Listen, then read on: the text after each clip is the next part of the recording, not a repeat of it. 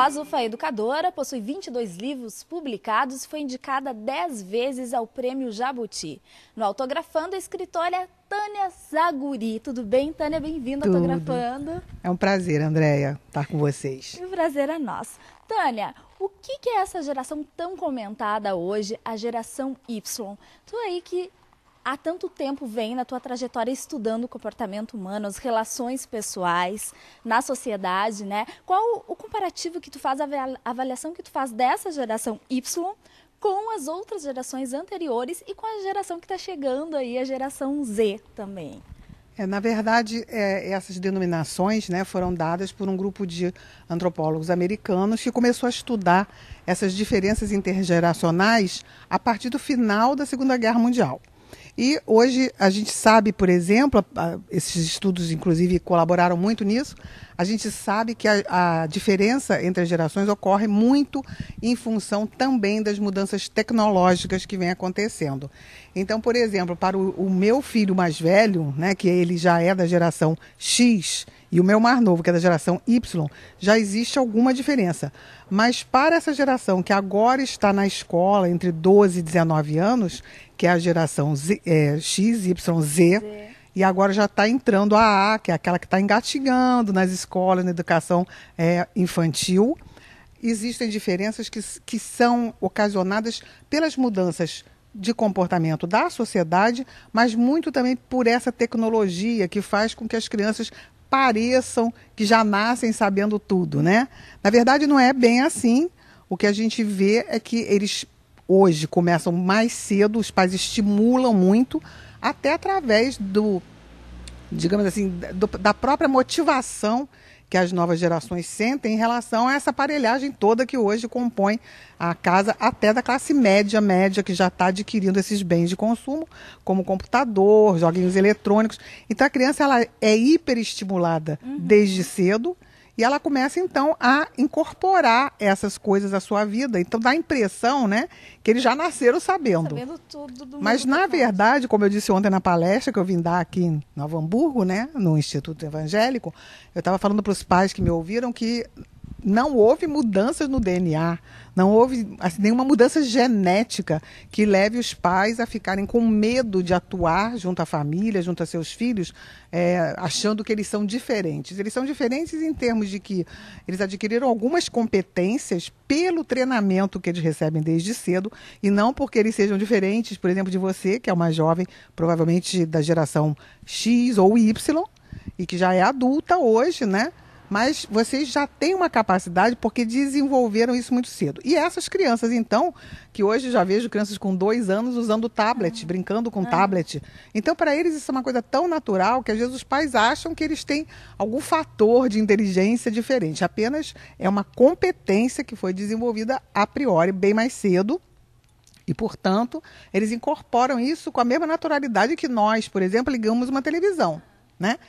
Agora, como eu disse, a formação de valores, a ética, que é aquilo pelo que eu me bato há 21 anos como conferencista, não mudou nada, né? Então, o que é honesto, o que é desonesto continua sendo desonesto, você se apropriar de coisas alheias, você agir de maneira, né, equívoca, de maneira disfarçada, esses valores universais continuam vigindo e os pais devem precisam, de fato, reassegurar a sua autoridade, mostrar para os filhos o que é certo e o que é errado, porque embora eles usem tão bem toda a tecnologia, eles não nascem sabendo qual é a ética vigente na sociedade. Então precisa muito que os pais confiem em si, que os pais acreditem no seu trabalho, na força do amor que as crianças sentem pelos pais e que os pais sentem pelos seus filhos, e nessa interação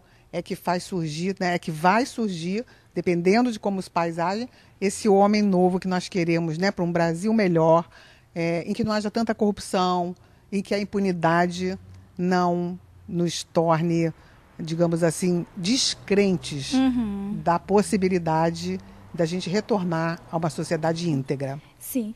Dani, tu estava aí falando da questão da tecnologia em relação a essas novas gerações, que é o que acaba diferenciando, que vem diferenciando uma geração da outra, né? Esse acesso, essa facilidade em entender a tecnologia.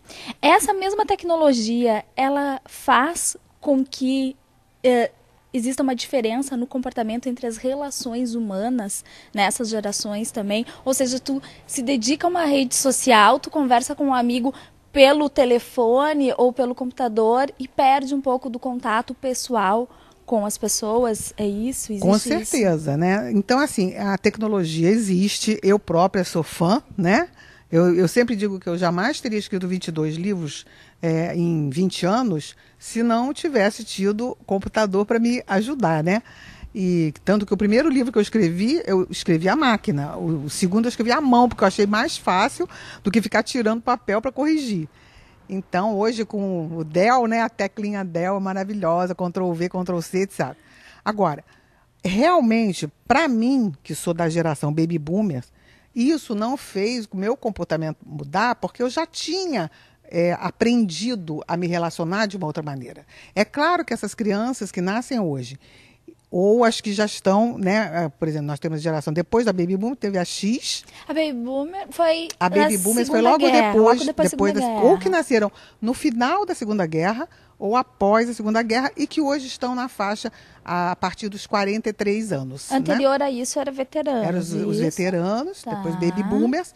Tem esse nome, Baby Boomers, exatamente porque é explosão de bebês. Quase que assim, uma coisa biológica que aconteceu, que foi pelas perdas humanas que foram violentas, milhões de pessoas morreram na Segunda Guerra Mundial, em todo o mundo, né?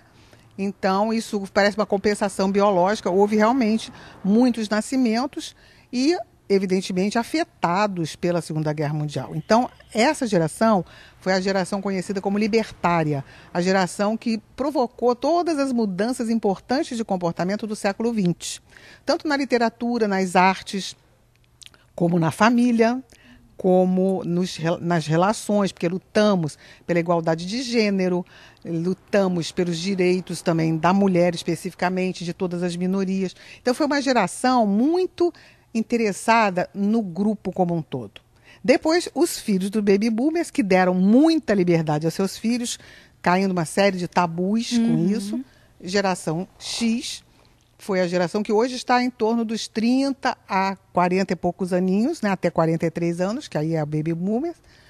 Essa geração é uma geração que encontrou, digamos assim, e gozou das benesses que os Baby Boomers tinham conseguido. Só que aprofundou. E foi o início das mudanças tecnológicas que a geração X abraçou assim, com entusiasmo, né? Mas era assim, aquele computador que a gente ligava, eu brinco assim, a gente ligava e esperava esquentar, né? Tinha que aprender uma linguagem, um DOS, eu mesmo aprendi. Hoje em dia é tão interativo, a coisa progrediu tanto que, como eu disse, um bebê de 2 anos, uma criança de 2 anos, já usa tablet hoje, em muitas situações, né? Assim, quando o pai quer sossego, por exemplo. Então dá o tablet para a criança, dá o celular para a criança. E é óbvio que com isso vai havendo também uma naturalidade, né, na adoção dessas tecnologias, e para eles isso é como geladeira e fogão na geração Baby Boomers, que todo mundo queria ter, né? Bem, isso afeta o comportamento, claro, porque é extremamente lúdico, é extremamente atraente, é interativo, então é muito motivador. Tanto que as escolas estão correndo atrás do prejuízo para poder acompanhar essa motivação que as crianças e os jovens têm enormemente fora da escola. A gente está lutando para a escola acompanhar isso, né? E está um pouquinho difícil, né?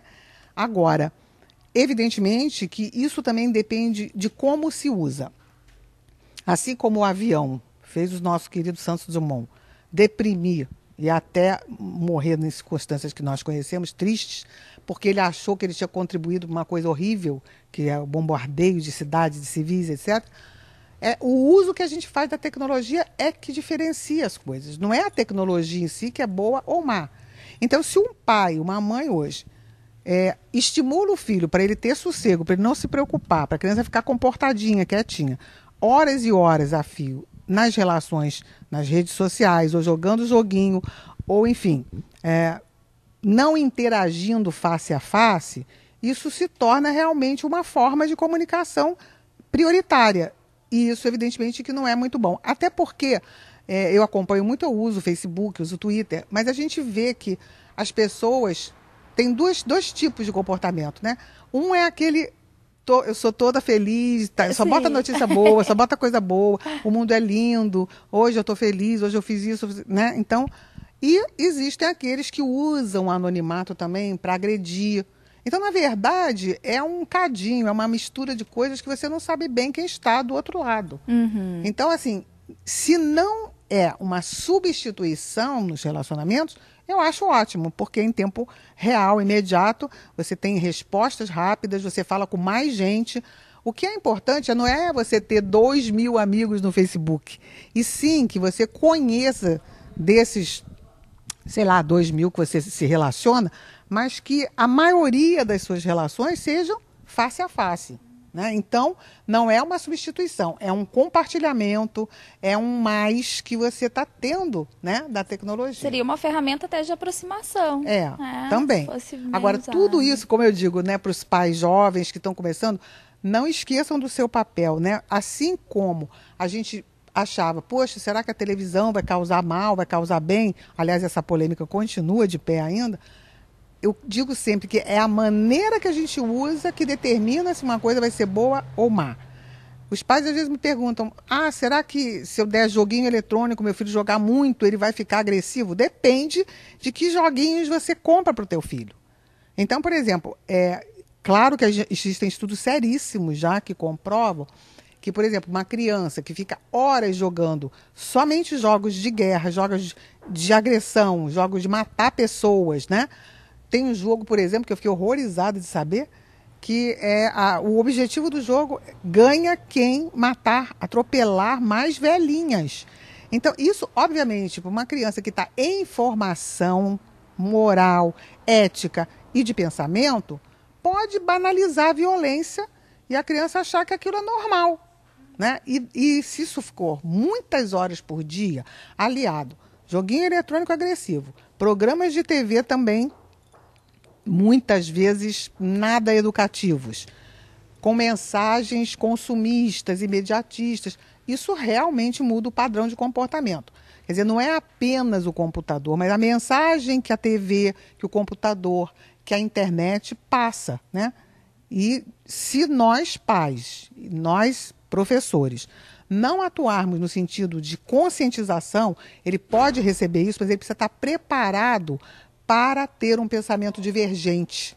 Quer dizer isso? Quer dizer, não aceitar passivamente todas as mensagens que as mídias passam.